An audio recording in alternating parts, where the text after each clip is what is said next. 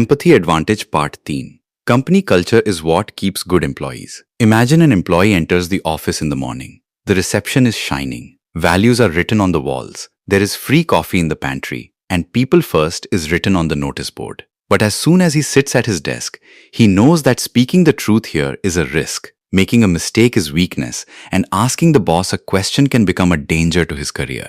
The fear begins here, because many companies look modern from the outside, but from the inside, their culture is slowly breaking employees down. And the curiosity is born here. What is the real culture of a company? The words written on the wall, or the truth visible in everyday decisions? In the last part, we understood that good people are not found only through job descriptions. They are recognized and supported through the right environment. We learned that through job sculpting, it is important to understand an employee's deep interest so that a person works in a role where his natural energy comes out. We also talked about psychological safety, where an employee can ask questions, learn from mistakes, and express himself without fear. But now the story comes to the next level. Because only hiring the right people is not enough. Only giving them a chance to learn is also not enough. If the company's culture is weak, even the best talent will not be able to stay for long.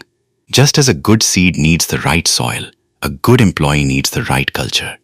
If the soil is poisonous, then even if the seed has life in it, it does not become a tree. In earlier times, company culture was not a very big priority for job seekers. Candidates mostly looked at salary, location, designation, and the company's name. The recruiter would add 2 or 4 good lines about culture in the job description, such as, "We provide a collaborative environment," or "We promote innovation." But many times, these lines were only attractive words, not ground reality. Today, the situation has changed. Employees now take company culture very seriously. They read Glassdoor reviews, look at people's posts on LinkedIn, talk to ex-employees, and ask questions about culture even in interviews. Because they know that a bad culture can turn even a good salary into pain. Salary comes into the bank account, but culture affects the mind and heart every day. Company culture is not the name of free pizza, a fancy office, team outings, or festival gifts. All these may be a small part of culture, but real culture is much deeper than this. Culture is the invisible rulebook according to which people behave in the company. Who can speak, who stays silent, what happens after a mistake, how decisions are taken, how disagreement is handled. This is culture. The best culture is intentional. This means leaders have sat down and thought about what kind of organization they want to build. Values are not only written on the website, they are brought into everyday work. Employees know what the company stands for, what it will accept, and what it will not tolerate. Such a culture is clear, consistent, and gives people direction. The worst culture is accidental, meaning a culture that was created without thinking. There is no clarity in it. Sometimes the leader says one thing and does something else. Sometimes one behavior is rewarded, and sometimes the same behavior is punished. Employees remain confused about what the company actually wants. In such a culture, people spend more energy understanding politics than doing work. The signs of a toxic culture slowly begin to show. People remain under stress all the time. Simple decisions take months. There are many meetings, but less clarity comes out. People do not speak openly. They speak only safely. When a mistake happens, the process is not examined. The person is blamed. And the biggest sign is high turnover. When good people start quietly leaving the company, understand that something is breaking in the culture. Many times leaders say, "People do not stay these days," but they do not ask why people are leaving. People do not leave only for a higher salary. Many times they leave because they do not get respect. Their voice is not heard. Their growth path is unclear, or they constantly have to prove that they are working. When there is no trust in the workplace, the employee's mind resigns first. The paper comes later. A mindful culture means a culture that has been created consciously, where ideas are welcome, values are clear, and employee dignity remains protected. Where the company does not only say, "We are people first," but this is visible even in tough decisions, because the real test of values does not happen in good times, but in difficult times. Patagonia is a famous example of this.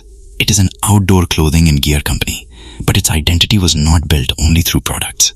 Patagonia has long been connected with environmental responsibility, recycling, and climate action. On its official platform, initiatives like activism, climate goals, worn wear, and 1% for the planet are visible, which show that the company takes its environmental purpose beyond the brand story. In 2022, Patagonia founder 𝐮𝐻𝐿 transferred ownership into such a structure that the company's profits could go toward environmental causes. Many reports saw this as a purpose-driven decision in the business world. This example is not a story of a perfect world, but it definitely shows that when a company takes real action on its values, its culture does not remain just a poster. It becomes an identity. Purpose-driven culture attracts employees because people do not want to earn only money. They also want meaning. Not every person can work every day on a world-changing mission, but they do want to feel that their work is connected to some real value. If the company's purpose is clear, then the employee is able to connect even his small work with the bigger picture. But culture is not made only through purpose. The second major foundation of culture is trust. Trust sounds like a very simple word. If you hire an employee, naturally, you would trust him. But in many companies, behavior is the opposite. After hiring, employees are monitored as if they are trying to avoid work all the time. Some leaders mistake micromanagement for management. They ask for updates on every small task. They want to be copied on every email. Screen time, online status, and even mouse movement are monitored. All this may show control, but it does not build trust. When an employee feels that he has to prove every moment that he is working, he does not take ownership. He only shows compliance. Trust does not mean blind freedom. Trust means clear expectations, clear accountability, and then giving the employee space to do his work. The leader says that this is the goal, this is the deadline, this support is available. Now you bring out the best result in your own way. Such trust makes the employee responsible. Micromanagement, on the other hand, makes the employee dependent and defensive. Trust is built from both sides. It is not enough to demand honesty only from the employee. If the leader makes a mistake, he should also accept it. If a decision goes wrong, the leader should not shift the blame downward. When the leader says, "This was my mistake, and I will fix it," a powerful signal goes to the team that there is no need to hide the truth here. Involving employees in decision-making is another way to build trust. This does not mean every decision will be made by vote, but for decisions that affect employees, their voice should be heard. Work setup, schedule, tools, workload, policies, performance process. In all these, it is important to understand the ground reality of employees. A policy created without listening often creates resistance. Apple's 2022 return to office debate is an example of this. Tim Cook had asked employees to return to the office for a few days a week. After this, an employee group called Apple Together launched a petition expressing concern that restricting remote flexibility could affect staff well-being and diversity. This incident shows that today employees want their voice in decisions, such as work setup. The point here is not to prove Apple right or wrong. The point is that the empowered workforce no longer only receives orders. It asks questions, explains the practical reality of its life, and wants dialogue with the company. This is the challenge of modern leadership. In the old days, the leader announced the policy. Today, the leader has to explain the policy, listen to feedback, and build trust. The empathy advantage also talks about this empowered workforce. Heather McGowan and Chris Shipley write that to lead a complex, diverse, and multi-generational workforce, leaders will have to understand intrinsic motivation, reorganize work according to continuous change, and unlock the empathy advantage. Now the question is whether listening to employees truly gives the company a business benefit or not. The answer is not only in emotion, but also in business logic. When employees get a positive and safe environment, they stay for a long time. Experienced employees handle customers better, understand internal systems, solve problems quickly, and guide new people too. Employee experience and customer experience are connected to each other. If the employee is frustrated, his behavior with the customer will also be affected. If the employee is empowered, he will solve the customer's problem with ownership.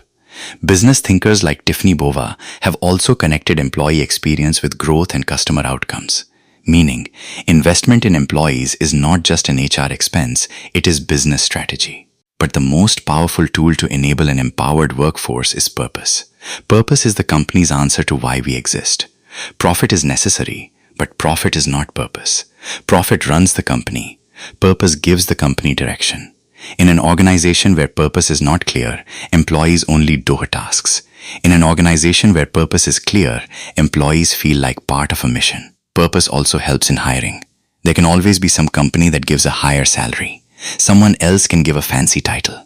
Someone else can give better perks. But if the employee connects with the company's purpose, the connection becomes deeper.